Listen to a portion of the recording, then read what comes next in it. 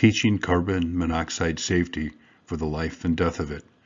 That's just one of over 60 sessions that'll be presented at the National HVACR Educators and Trainers Conference this March 23rd through 25th at the South Point Hotel in Las Vegas, Nevada. I'm Bob Dwyer with the Carbon Monoxide Safety Association. This is my class, Teaching Carbon Monoxide Safety for the Life and Death of It. You know, it seems like it could be a pretty dramatic title to be teaching to HVACR instructors and educators. You know, this is a program that's excerpts from the Enhanced Mechanic 4 2020 program. This is a program on carbon monoxide and combustion safety that's been put together for continuing education, customized to the requirements of the Pikes Peak Regional Building Department and Pikes Peak Mechanical Contractors Association in El Paso County, Colorado. It's a program I've been involved with in its 7th year now. This is a program that utilizes the HVAC Excellence 50-question exam on carbon monoxide inspector certification. And that's pretty much what we'll be talking about. But carbon monoxide safety, let's take a closer look at some excerpts of what we'll be teaching. Why the big interest in carbon monoxide safety in Colorado Springs? Well, it's the same reason HVACR programs everywhere should be taking interest. CO safety practices prevents injury and death. Everything in this graphic represents death or injury from carbon monoxide. Maybe not the match by itself, but with the spark of innumerable little fires, the incidences may be near infinite in a worldwide culture based on combustion. When there's fire, carbon monoxide exposures are common.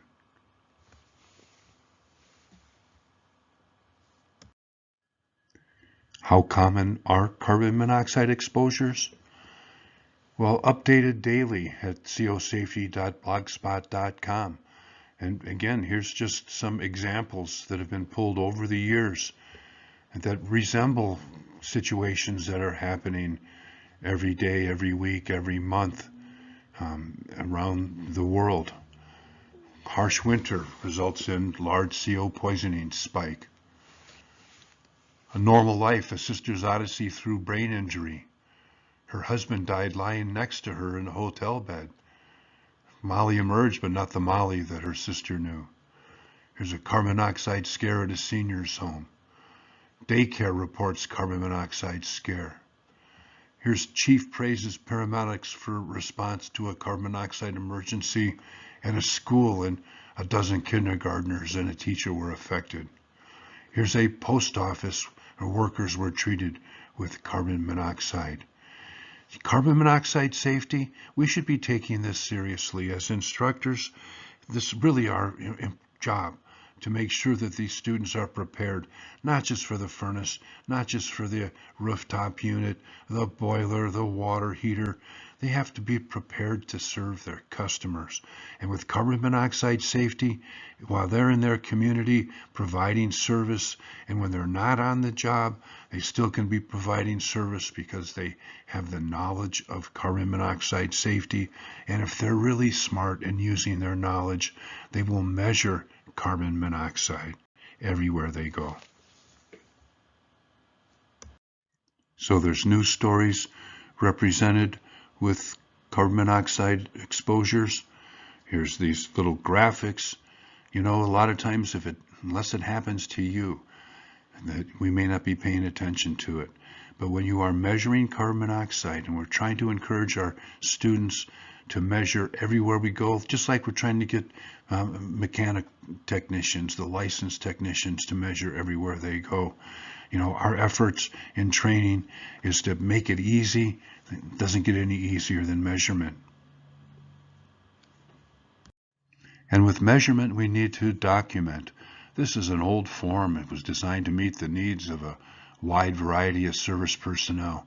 That included HVACR technicians, code inspectors, fire and emergency, fuel suppliers, property management, healthcare providers, and others. There's just measurement criteria here and observations. You can get this form, in a bigger format. This is just giving you a little representation of it. Not all technicians will perform every test that's listed here. But as always, we will always be measuring the air we are in, the air in the building. That's vital, because without measurement, it's guesswork. Well, that worksheet is something that a student could take home, even if you're not teaching carbon monoxide right now. That worksheet is something that they could take home. They could make observations. If they don't have any test measuring devices for carbon monoxide, they at least can fill out a lot of the information that's on that, and it's a good practice, becoming familiar. They may not be aiming at doing residential work, but they live in a residence, and they should be familiar with their own homes as well. Now, this class also is always going to follow the preparation and support for taking the Certified Carbon Monoxide Inspector exam. It's a 50-question exam by HVAC Excellence. In Colorado Springs, this is required for the Enhanced Mechanic 4 program. Retain knowledge. A lot of times around the country when I've done my classes, people attend my class and they say, "Am I certified for carbon monoxide?" And if they just sat through a class, I say, no, you sat through a class. You've got some hours that you can get for attending a class. And a lot of times they'll ask, okay, I can brag about my certification now because I've passed my test. Well, yes, you've retained the knowledge and you can answer some questions. But without measurement, if you really want to be the Carbon Monoxide Safety Association team, you've got to measure carbon monoxide. And it's not impossible to measure 24 hours a day, 7 days a week, because you can. Carbon monoxide safety.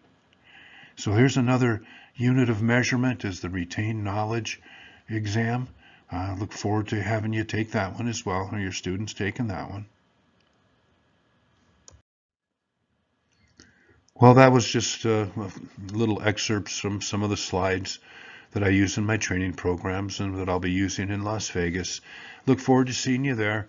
Again, you can contact me anytime if you have interest in those reporting forms or any of the technology that we talk about, or some ideas about teaching carbon monoxide safety. Believe me, I'm open to learn more about carbon monoxide safety.